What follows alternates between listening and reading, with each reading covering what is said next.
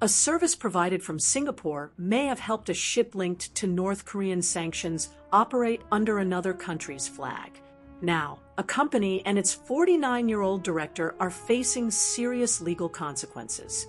According to the police, the company provided flag registration services for a vessel called PETREL 8 on May 18, 2022. Flag registration is not just paperwork.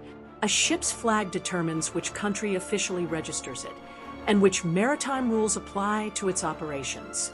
The complication is that PETREL 8 had already been placed on a United Nations Security Council sanctions list in October 2017. The vessel was designated for transporting prohibited items from North Korea. Investigators from Singapore's Commercial Affairs Department later uncovered the registration service. The authorities alleged that the director had reasonable grounds to believe PETREL 8 was a United Nations designated vessel when the service was provided. The company was due to face one charge for breaching Singapore's regulations enforcing United Nations sanctions against North Korea. Its director was due to face another charge for allegedly helping the company commit the offense. These remain allegations unless proven in court. What makes this case important is that international sanctions do not only target ships, cargo owners, or governments. They also cover businesses that provide services, enabling restricted vessels to operate. A registration company may never handle the cargo or control where a ship sails.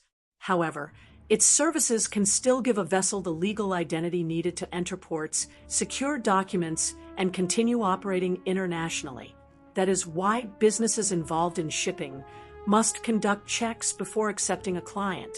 A vessel's name alone may not be enough. Ships can change their names, flags, owners, or management companies.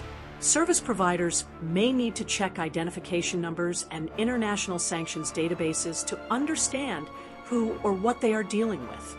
For Singapore, the stakes go beyond this individual prosecution. The country is one of the world's largest maritime and financial centers. Its reputation depends on global confidence that Singapore-based services will not be used to bypass international restrictions. Weak enforcement could expose legitimate companies to greater scrutiny and make international partners more cautious about transactions connected to Singapore. The possible penalties reflect that seriousness. An individual convicted of breaching these regulations may face up to 10 years in jail, a fine of up to 500,000 Singapore dollars, or both. A company may be fined up to $1 million. The wider lesson is that sanctions enforcement increasingly depends on private companies.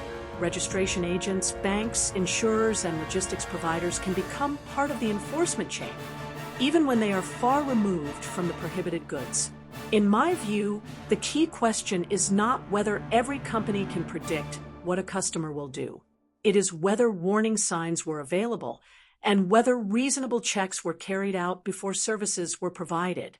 That distinction protects responsible businesses while holding companies accountable when clear risks are ignored.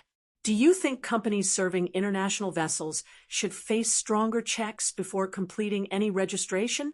Share your view below and follow 2230 for more trusted news explainers that go beyond the headline.